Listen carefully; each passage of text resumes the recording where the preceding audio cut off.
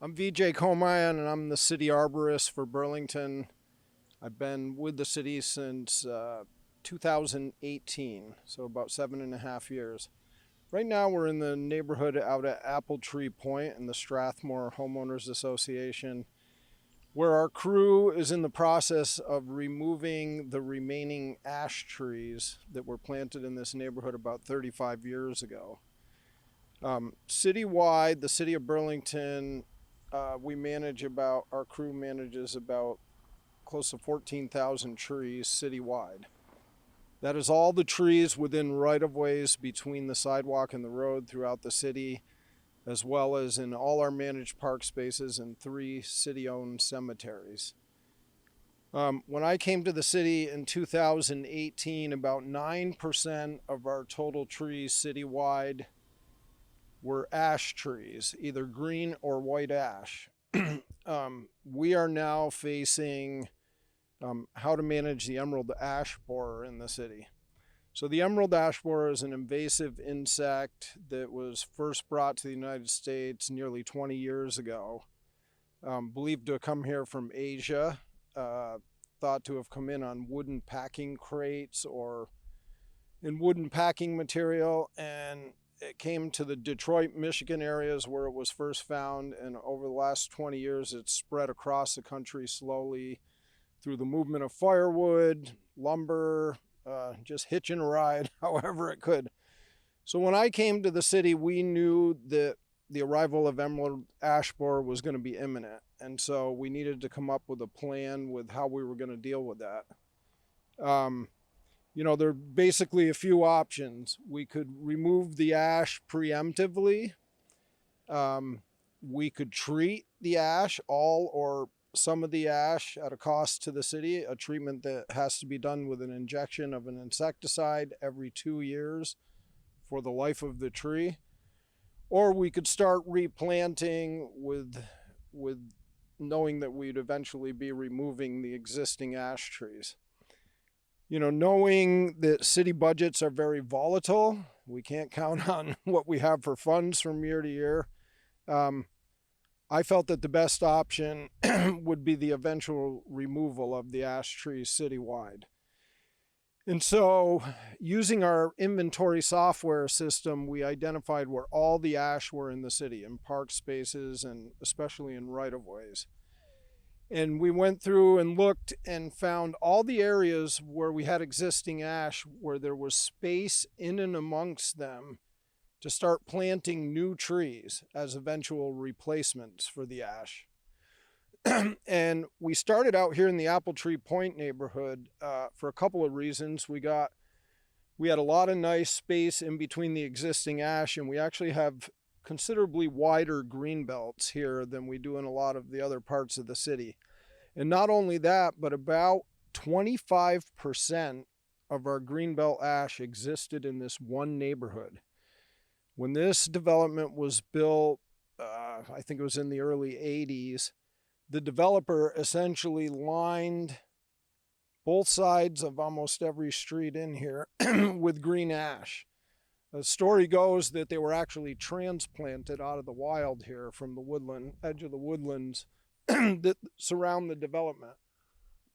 So we came in here, I believe it was 6 years ago now, or I guess this would be the 7th growing season, and we started planting in and amongst the ash.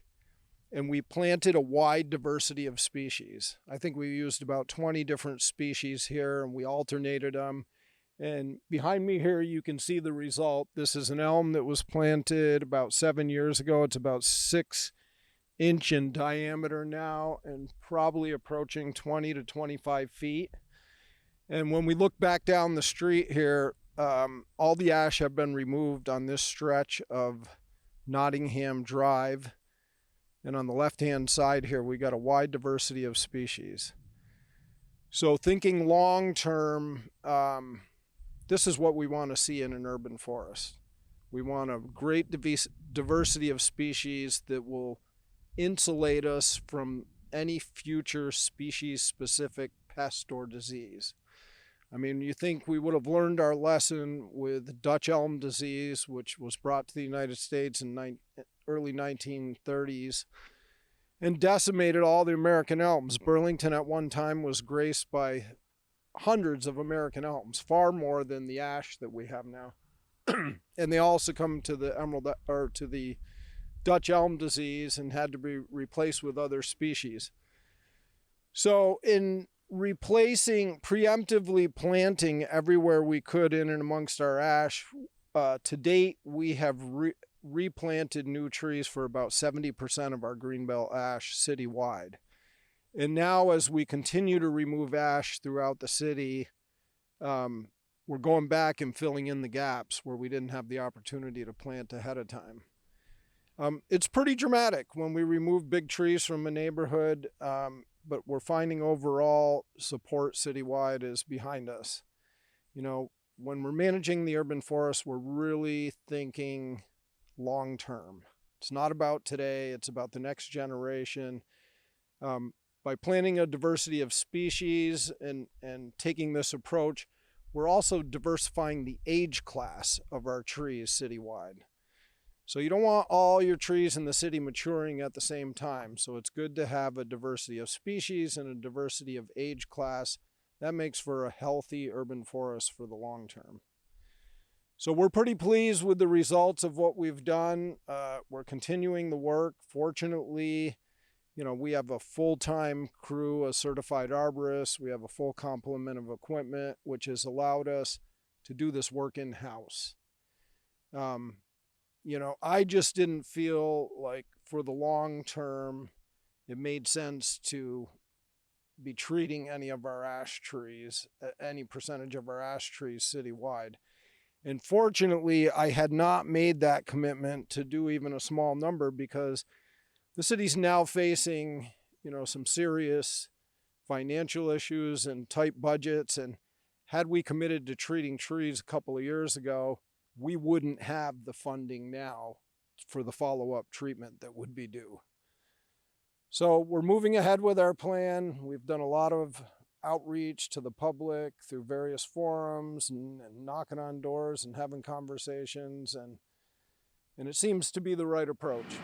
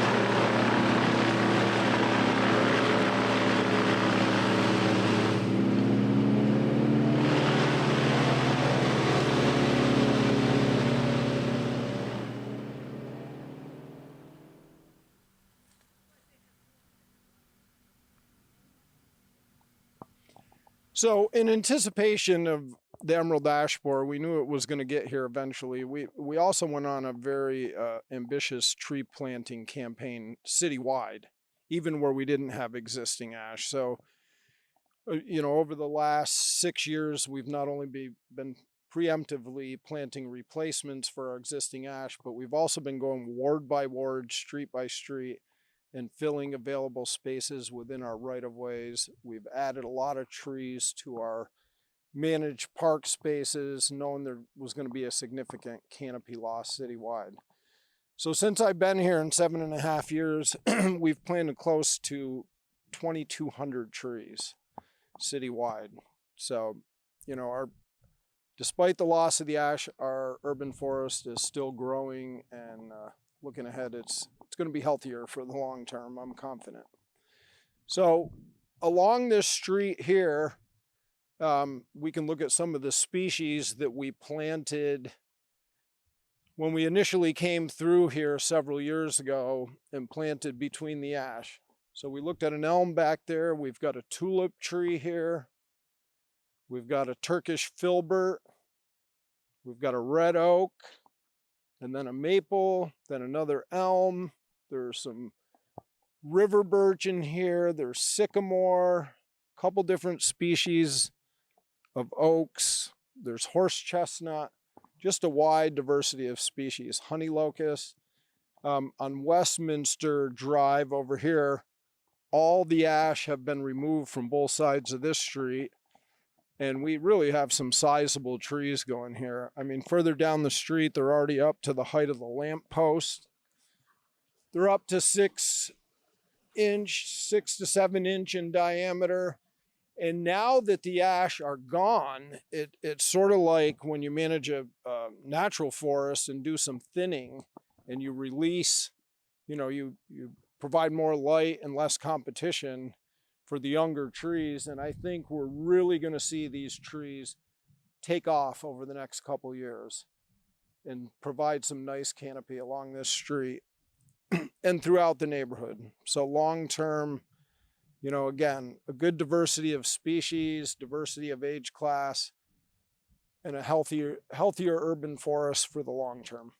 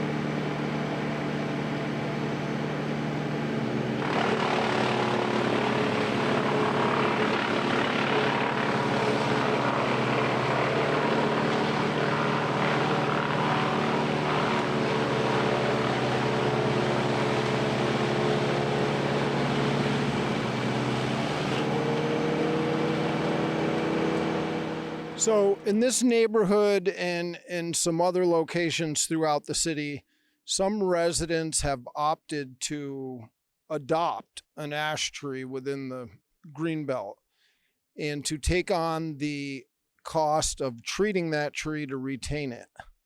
The city does not manage that. They work with a private contractor. They pay for the treatment, but the understanding is that they are still city-owned trees. And where we have planted new trees as eventual replacements for the ash, at some point we reserve the right to come in and remove the ash to make room for the new trees that we planted.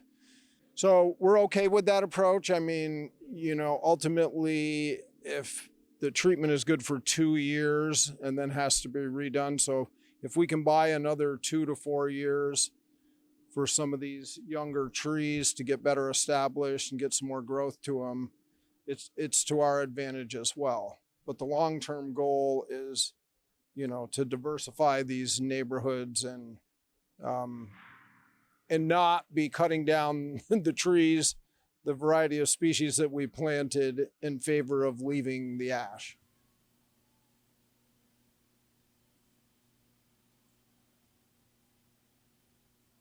I'm Steve from Town Meeting TV. Nice to meet you, Hi. Lori. And you are a teacher from, I was the principal at CP Smith years Nice. ago.